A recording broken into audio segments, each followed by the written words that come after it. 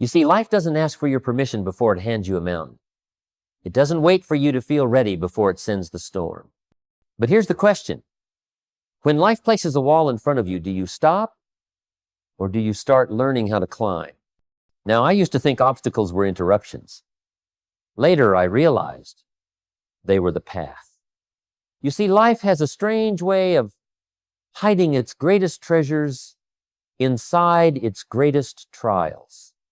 The key is in how you choose to respond. Not react, but respond. Most people don't fail because the road is too hard. They fail because they never learned how to see the hard road as the way forward. But I want to show you today how to turn the very thing trying to break you into the very thing that builds you. You know, when I was first getting started, I thought success would come once everything got easier, when the bills stopped piling up, when people finally said yes, when doors opened wide without resistance. But I learned the hard way, it doesn't work like that. In fact, it's often the resistance itself that reveals the way forward.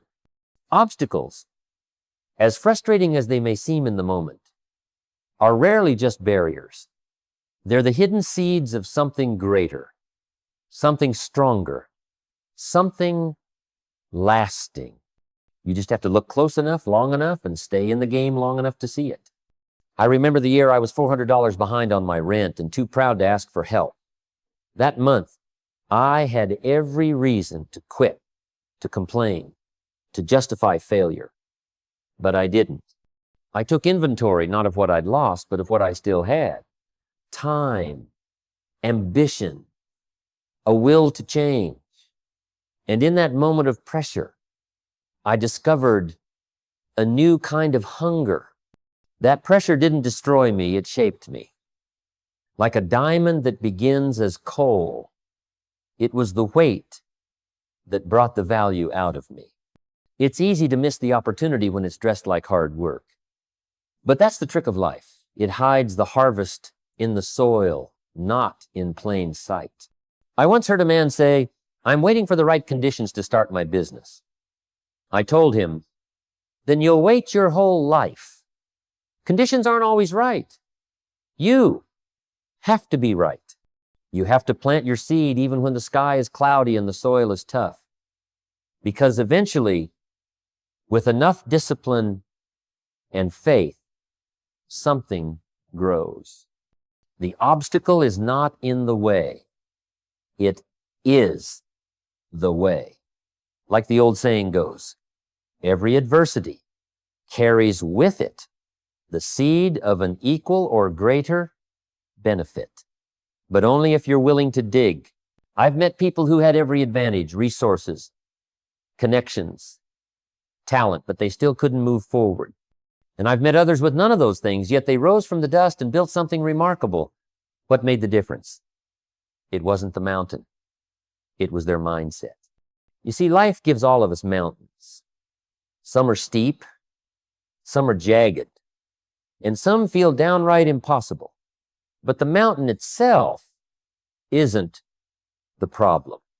It's how you see the mountain that determines whether you climb it or collapse under it. I remember climbing my own mountains when I was young. No money, no direction, working a job I didn't enjoy. I could have said, "This is too much." I could have stayed at the bottom and complained about how unfair life was. But then I realized the mountain doesn't move. So I had to. I had to change how I saw the climb. Instead of saying, "Why is this so hard?" I began to say, "Who do I need to become to get to the top?" That shift didn't make the climb easier, but it made me stronger. Let me tell you about a woman I once met after one of my talks. She was a single mother working 2 jobs, barely scraping by, and she came up to me with tears in her eyes. She said, "I don't know how to keep going." I told her, "You've already proven you're strong enough because you are going. Now shift your mind from survival to growth." A year later, she wrote to me. She'd started a small business from home, not because her circumstances changed, but because her thinking did. Asterisk. Epictetus, one of the old Stoics, said, "It's not things that disturb us, but our opinion about things." That's true of life's challenges. The weight of your burden feels different when you believe it's building you. Change your thoughts, and you change your trajectory. The mountain becomes climbable, not because it shrinks, but because you rise. So if you're staring at something that looks impossible right now, don't just ask how big the mountain is, ask how much you're willing to grow to reach the top. That answer will carry you upward. There was a time early in my journey when I found myself stuck, frustrated by one problem after another. I kept asking the same question: why is this happening to me? One that's over and over, expecting a different answer.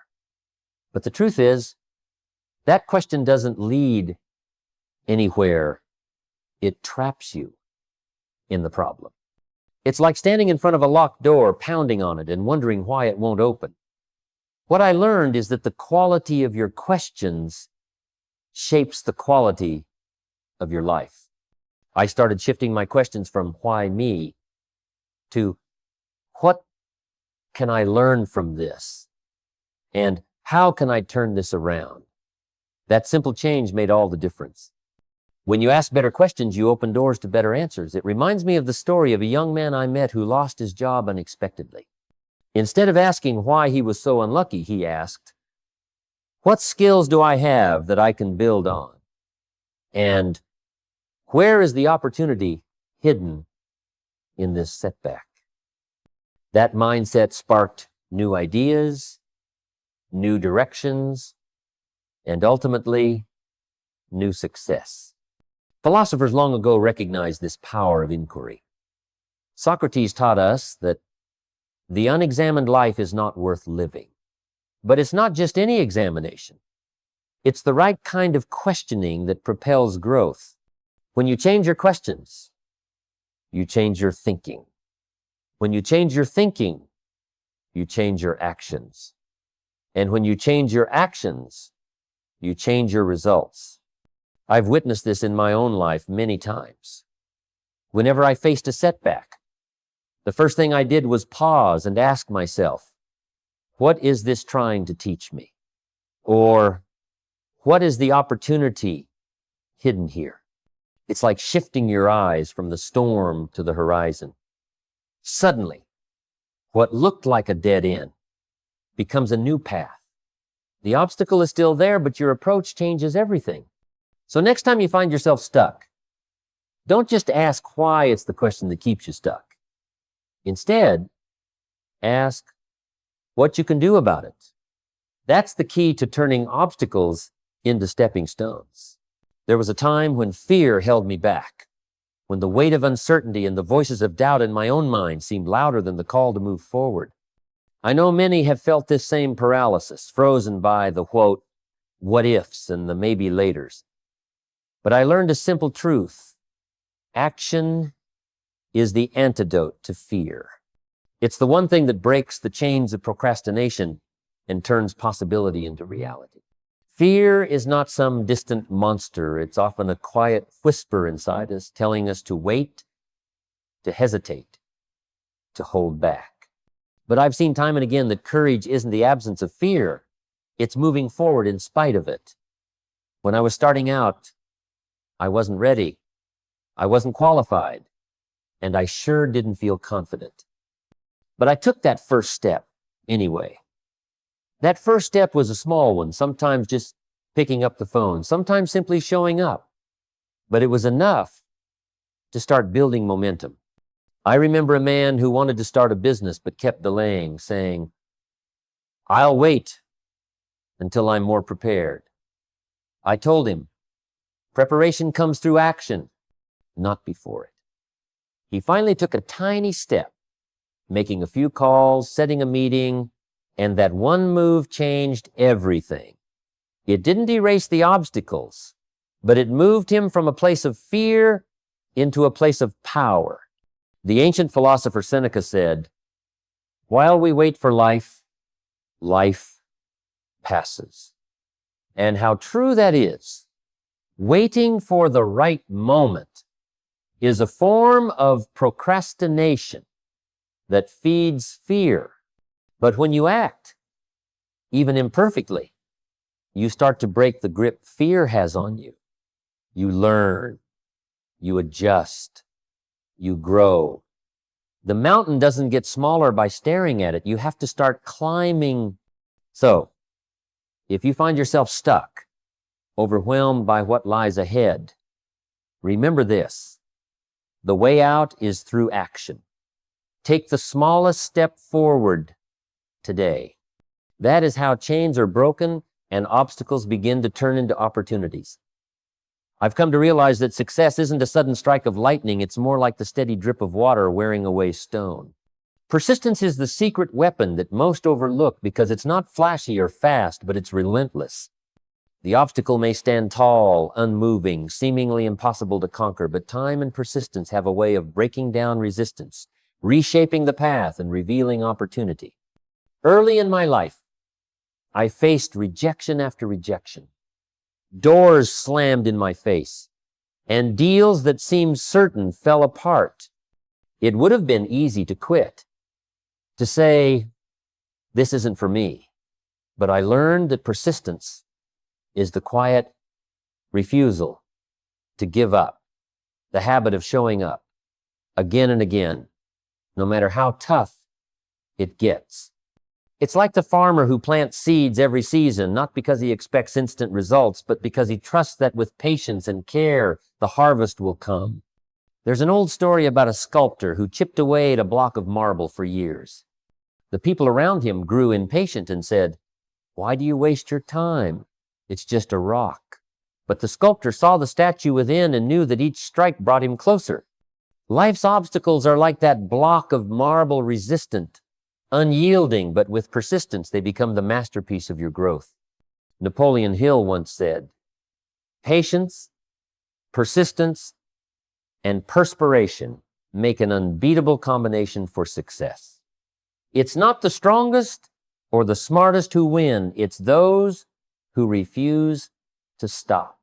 When you face a challenge, remember, every moment you persist, you're wearing down the resistance that stands between you and your goal.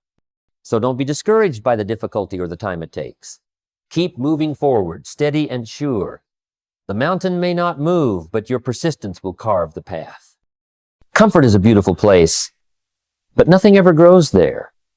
I know because I spent years chasing comfort, waiting for the easy path, the smooth road, the safe harbor.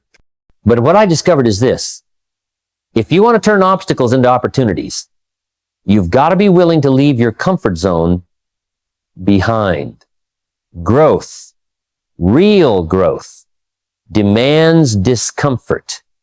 It demands pushing past the familiar and stepping into the unknown. Great thinkers long before us understood this truth. Seneca taught that difficulty strengthened the mind, as labor does the body. The mind, like a muscle, needs challenge to grow stronger. Staying comfortable might feel safe, but it breeds complacency. And complacency is the enemy of progress. I've seen too many talented people waste their potential because they refused to stretch themselves. They waited for the right time or the perfect moment, but those are illusions. Life rewards the brave, those who embrace the uneasy and wrestle with it until they emerge stronger. As we come to the close of this talk, I want you to remember one simple truth. Life will never be free of obstacles. They are as certain as the sunrise. But the difference between those who succeed and those who stumble isn't the presence of difficulty. It's what they do with it. Obstacles aren't dead ends. They are doorways. They are the very tools that can carve out your path to greatness, if only you choose to use them. You've heard the stories. You've seen the examples. Success is not a matter of luck or ease. It is the product of mindset, discipline, persistence, and action. When the storm comes, will you stand frozen? Or will you raise your sail and harness the wind? The choice is yours, and it begins with the way you see your obstacles. Are they walls to stop you or ladders to climb? I challenge you today to face your challenges with courage and clarity. Take that first step, no matter how small. Ask the right questions. Change your perspective. Rehash the right questions. Surround yourself with those who lift you higher. And most importantly, never stop moving forward. The only way out is through. Your opportunity is waiting on the other side of your obstacle. Now go and claim it.